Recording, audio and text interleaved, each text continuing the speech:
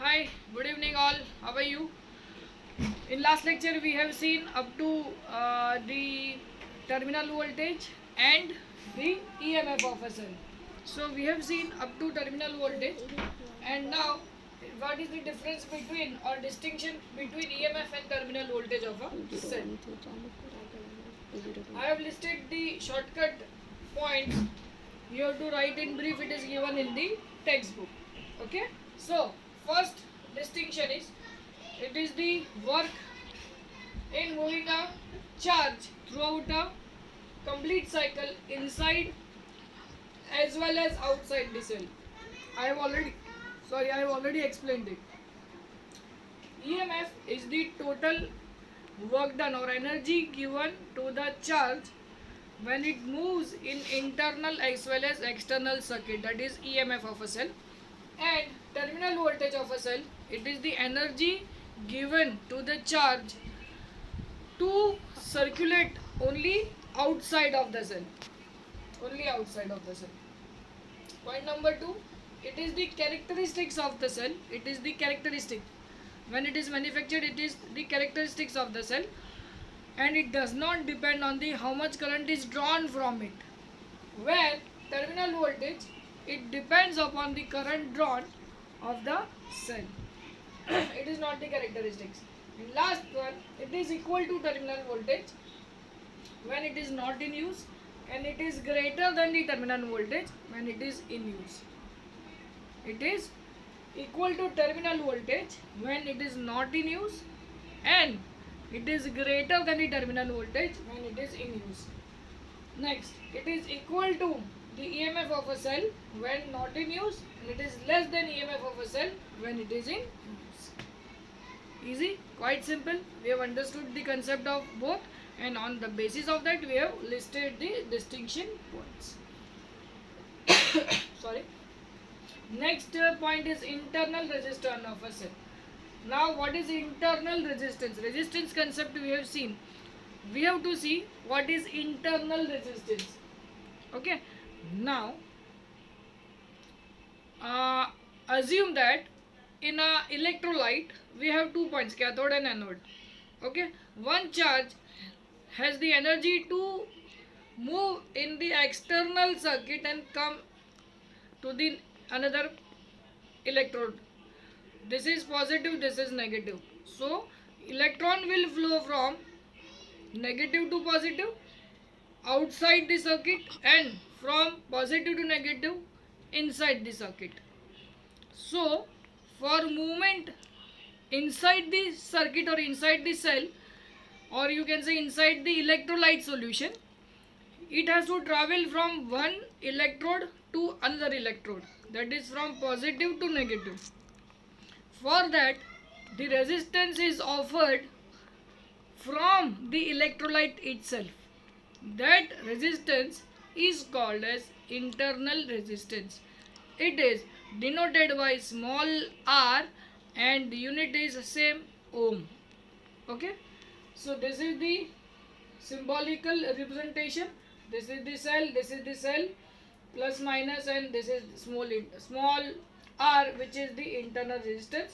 So we can say V is equal to I into R. Clear?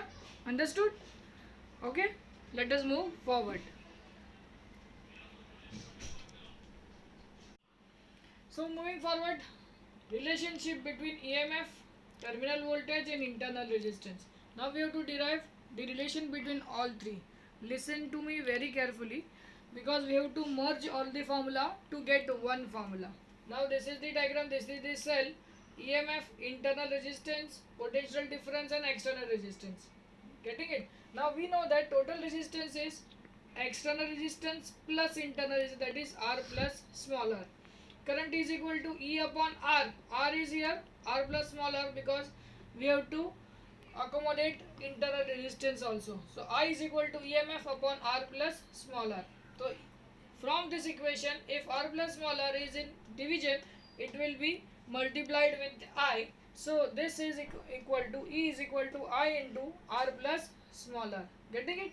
Now we have terminal voltage is equal to V is equal to I into R, and also voltage drop due to internal resistance is small v is equal to I into small r, because current will be the same. Only potential drop across internal resistance will be small v. This is small v and this is capital V. Okay. So V is equal to I into small r. Now we have EMF is equal to V plus V. This we have seen in relation between EMF and potential drop. E is equal to V plus small v. So small v is equal to E minus V. Also R is equal to small v upon I. Small v is E minus V. So instead of small v, we substitute E minus V. Instead of I, we can substitute यहाँ पे I is equal to V upon R. Instead of I, it is V upon R. This is in division. This will get up. R is equal to E minus V upon V. This V, we will divide with both this term. So E by V minus V by V will be 1. So small r is equal to capital R into E upon V minus 1 bracket close. Getting it? Clear? So whenever we have to find out internal resistance, we have to use this formula. R is equal to E upon V minus 1. So where R is the external resistance, E is EMF, V is potential difference. Okay, everything will be given to you. Everything will be given to you, and we can find out internal resistance of the cell. Getting it? This is the derivation, or this is the relation between small r, capital R, E and V. Okay, आगे बढ़ते हैं.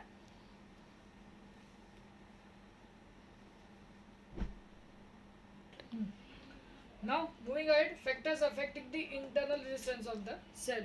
Now what are the factors which will affect the internal resistance?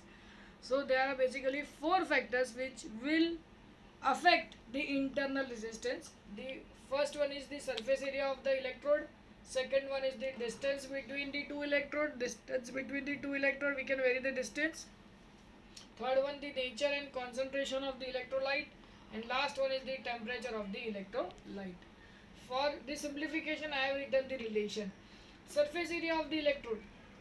Surface area of the electrode is inversely proportional to internal resistance. That means if surface area is greater, internal resistance will be lesser. If surface area is less, internal resistance will be more. Clear? So just remember this trick, inversely proportional. Then you have to frame the sentence. The distance between the electrodes. See, this is the two electrodes in the electrolyte. If distance between them, distance between the two electrodes is less, internal resistance will be less because it has to travel less distance. Clear concept. If distance between electrodes are greater, the resistance will be, internal resistance will be greater, because then the electron has to travel more distance. Okay, so it is directly proportional. Distance is greater, internal resistance is greater. Distance is less, internal resistance will be less. Next, the nature and concentration of the electrolyte. Now, higher the concentration of the electrolyte, higher will be the internal resistance. Higher the concentration of the electrolyte solution, higher the internal resistance. So again, it will be the directly proportional. And last one, the temperature of electrolyte.